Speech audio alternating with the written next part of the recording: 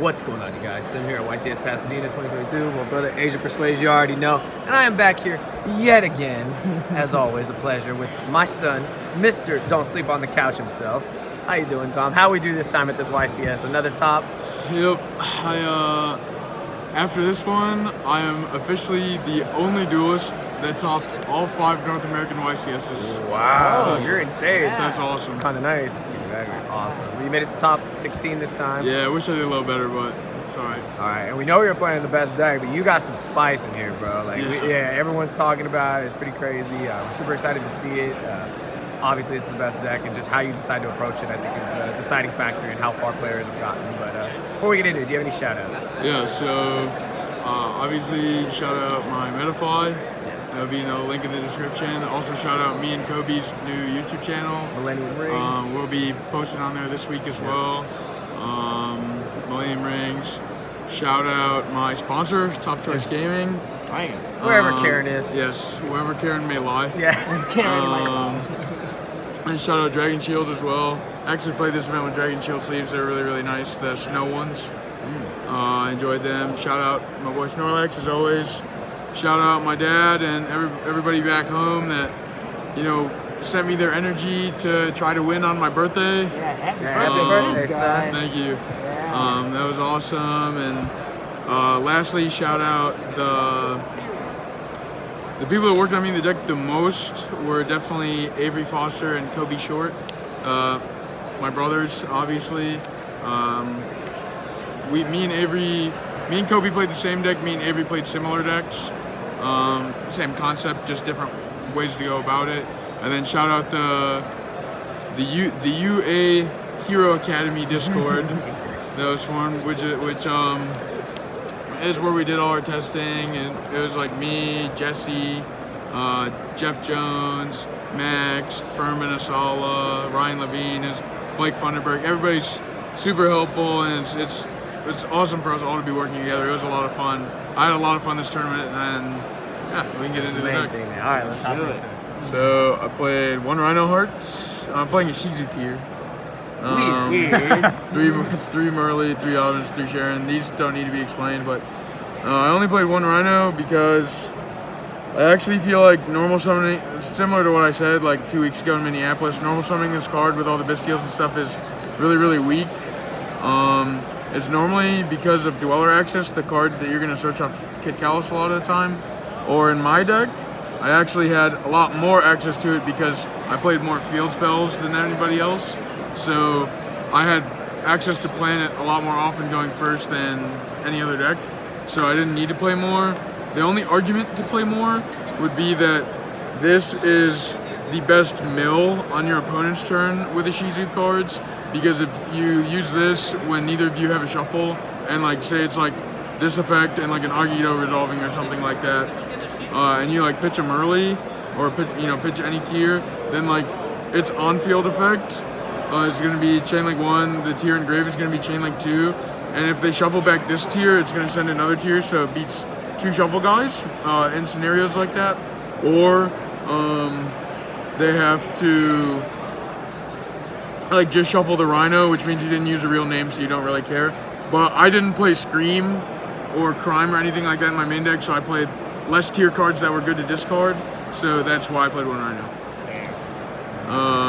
Then into the Ishizus, played 3 of all of them. These cards are crazy. They're literally fantastic. This card's a really good hand trap, even though I didn't really get to draw it that much going second into the mirror. Agito is also really good, and like they also give you like Agito especially gives you huge utility to be able to like push through boards and make break 4s going second. Because you guys just both milled. They use their shuffle guys on all of these, and you can just use your Agito to like make a rank 4 push, and then you're able to win later. So these cards were fantastic. They're literally insane. I also played 2 Diviner. I didn't play Orange Light. Because Orange Light is a very swingy card where like extremely swings the game in your favor when it works the way it's supposed to. I felt like having these cards in my hand was actually pretty good, and Orange Light didn't do that much in the mirror match. And the mirror was what I was trying to build my deck for, so if I thought Orange Light sucked in the mirror because you can't hit Dweller because everyone's searching Crime, then I'd rather just not play it at all. I should have side decked it though, and I'll explain that later.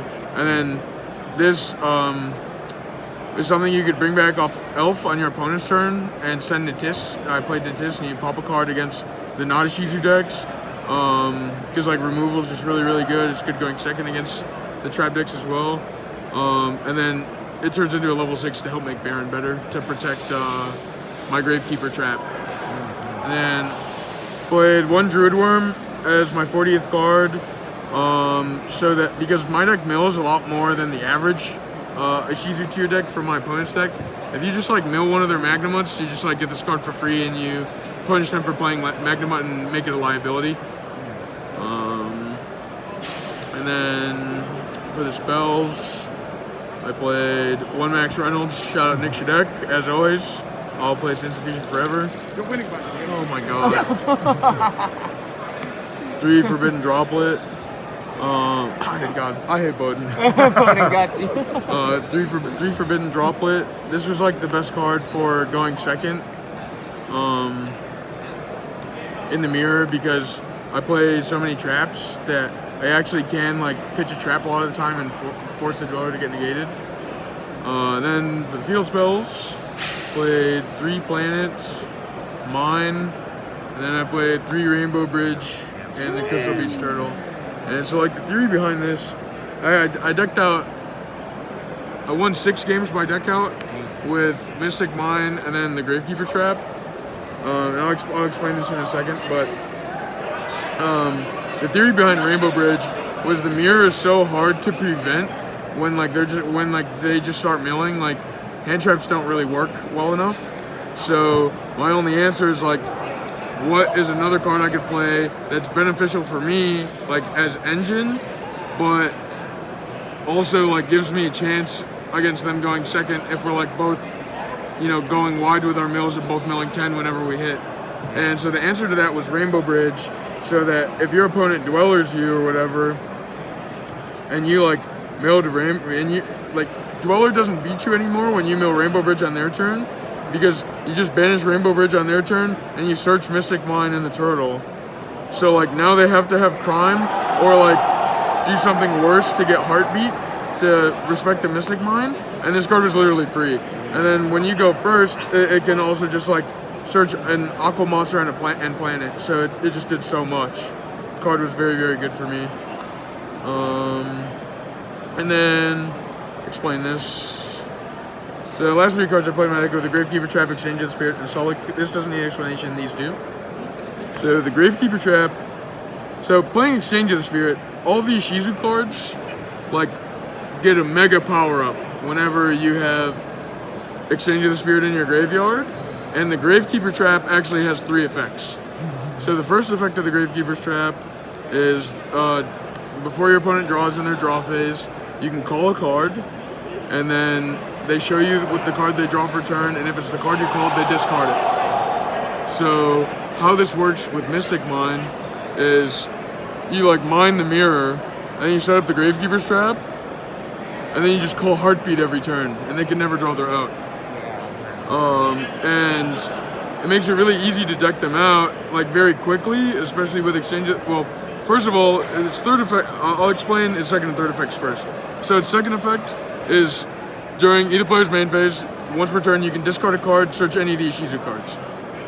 So it helps cycle them and filter, and then against the like not mirrors, I'm like just pitching a Guido on their turn and playing. It's literally free. And then the third effect is when Exchange of the Spirit is in your graveyard, your opponent cannot activate any card effects in the graveyard or summon from either player's graveyard. So it's like a one-sided Necro Valley. So like in the mirror, my game plan post side is just to like set this up and protect it with like a Baron or Baguska to turn, because their only out other than removal is to like normal summon one of these guys, banish it, and target my Exchange of the Spirit in the graveyard. They have no other outs. It's like Baguska prevents that. and Baron also, like, Baron Protect the Flood is just crazy. So these were fantastic for me this weekend, and like how you deck them out, it gets a lot easier when exchanges spirits in your grave. You just like cycle a Guido every turn, and you like mill 5, you make them mill 10 cards with a Guido, this searches another Guido, and it only takes like 2-3 turns to actually deck them out. So it happens very, very quickly, so it avoids like going to time and stuff like that as well. I had a 40 card main deck. I'll do the extra deck. The extra deck, I played 1 kit. You don't need to play multiple anymore. Like, it's easy enough. Play Rukelos, Kaleidos, self-explanatory, Garura, Dragos Tepelia, and Natis. Now you will notice I do not play Mud Dragon. And it is because I only have one way to summon Mud Dragon, and it's like via this Druid Swarm. So like because I can't really summon it, there's just no reason to play it. And this was just for Diviner. It came up a few times. I was happy I had it. Elf, Sprint, Dark, and Unicorn. So something that's really cool with Unicorn and Rainbow Bridge is if you're playing a mirror and you couldn't stop like a summon from them, and you like drew Rainbow Bridge or it's in your graveyard, what you can do is you like, they have a monster, you like dark them, summon a guy, and you summon Unicorn, and you like pitch Rainbow Bridge, Unicorn shuffles itself back, and then you mine them on turn 0. Oh god. And the game's over. Jesus Christ. He played Baron. This card's just really good, and it's to like protect the floods like I said before. And I played Zeus, Dweller, Baguska, and Exciton. Do not think I ever actually summoned Exciton in tournament, but it comes up like an okay amount. Baguska I summoned every time I got shifted. Dweller is obviously the best card in Yu-Gi-Oh! That card needs to be banned. I summoned Zeus like 2 or 3 times as well. It was very good. And the side deck. So this card was actually horrible for me. In theory, you're supposed to like be able to outlive the Dweller or whatever. I activated this card 3 times and lost all 3 games I activated this card. Nice. It probably should have just been like Orange Light. So this card is World Soul Carbon. This was a card that Jesse found. And what this does is when this normal summon card, you can tribute this normal summon card at any level 4 Earth Fairy. So when my side deck game plan was to do the Gravekeeper Trap Exchanges Spirit play, like I mentioned before, this was just more copies of Keldo and Medora. Then I played 3 tactics. Shout out Alex Cancel. He gave me this Pharaoh Rare for my birthday, and I drew it in top 32 and it won me the match. Let's go. Is iconic. And 3 Twin is just for like the back row decks. Twin is better than Cosmic now because like you can just pitch Ishizu cards and the game's over. And then I side decked the 1 Heartbeat and the 1 Prime so that I had a searchable like mine out and removal card, and then this is for going first, protect the game plan. And that's all. Thank you for watching. Awesome, man. Well, always proud of you. You guys will definitely see this over on Dom's channel first. So again, check the description for that in his Metafy. And as always, thank you for the deck, bro. Happy birthday. And happy dog. birthday. Let's go, baby.